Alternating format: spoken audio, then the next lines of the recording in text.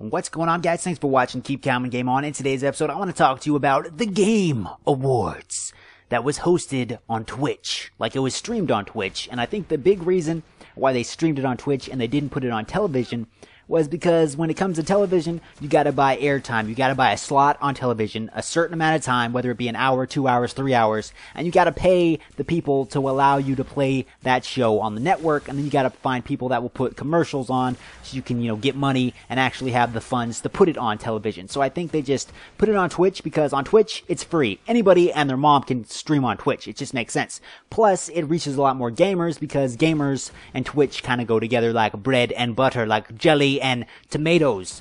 I mean, not tomatoes because that doesn't go together, but you know what I mean. They kind of make sense. It's a gaming show, a gaming award show, and Twitch is all about gaming. So, you put one and one together, you get two. You know what I'm saying? So yes, it kind of made sense. I'm sure they saved money on it, and I have a feeling their budget wasn't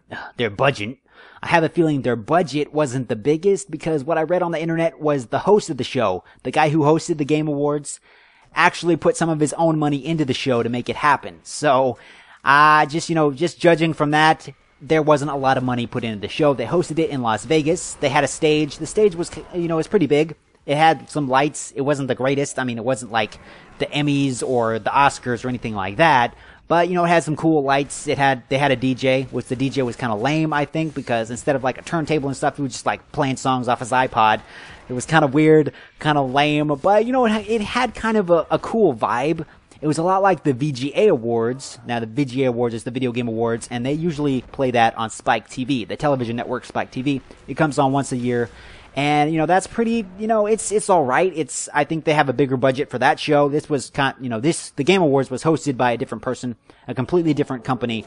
So, this was the first time doing it, the first time doing a show like this, I believe. But, the host wasn't the greatest. They could have got a better host.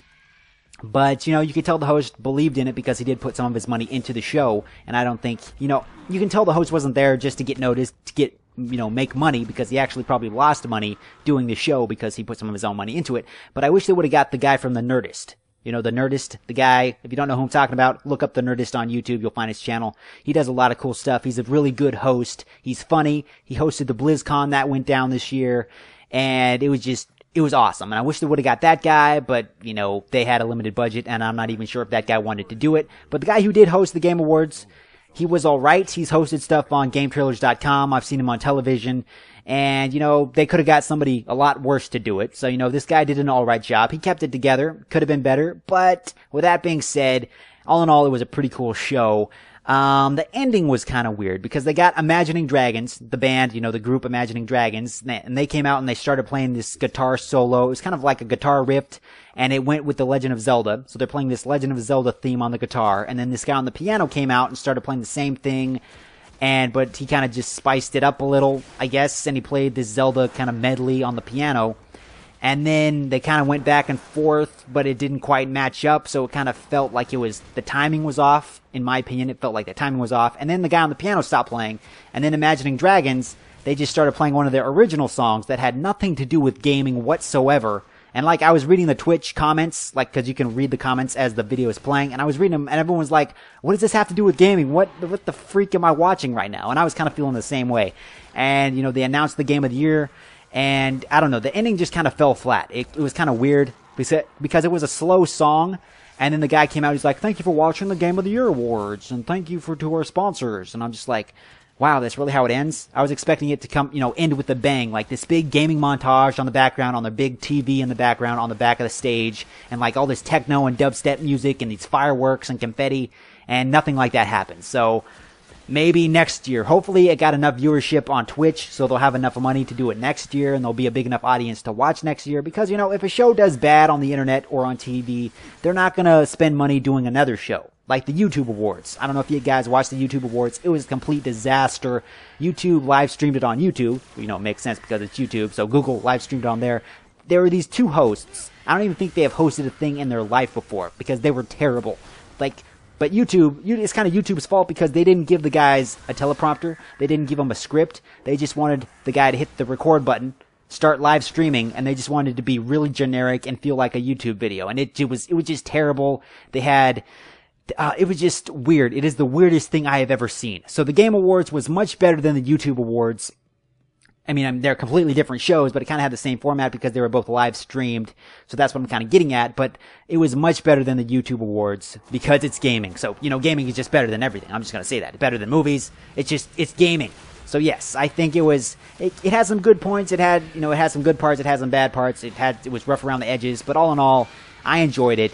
And hopefully they'll do another one next year and they'll have a bigger budget. And hopefully they'll get a better host. I mean, the host wasn't terrible, but he could have been better. He could have been better, and maybe next time he'll have more time to prepare and it will be just a better show. But all in all, I enjoyed it. If you guys saw what I'm talking about, if you watched the if you watched the Game Awards, then let me know in the comment section down below what you thought of the show. And I liked it because they gave out a lot of trailers. They did a lot of trailers, a lot of sneak peeks. They showed stuff from No Man's Sky, which is an indie game that's just looking amazing. And I was kind of blown away by the trailer. They had EVE Online trailer, and the EVE Online trailer was awesome because they had like commentary from actual players, and it just felt epic. And I've never played that game, but watching the trailer, I want to play it now. I mean, it looks complicated, but it was an awesome trailer. So yeah, it had some cool stuff. They announced some stuff. They had people from Nintendo there, people from Sony there, people from Microsoft. They had game developers. All in all, it was a pretty good show. Could have been better, but I enjoyed it. But yeah, let me know what you guys thought in the comment section down below. And if you want to stay up to date with my upcoming shenanigans, click the subscribe button. And if you enjoyed the video, consider giving it a thumbs up. I also got a Facebook page. The link is in the description. As always, thank you for watching. Thank you for being a fan. Thank you for clicking the play button.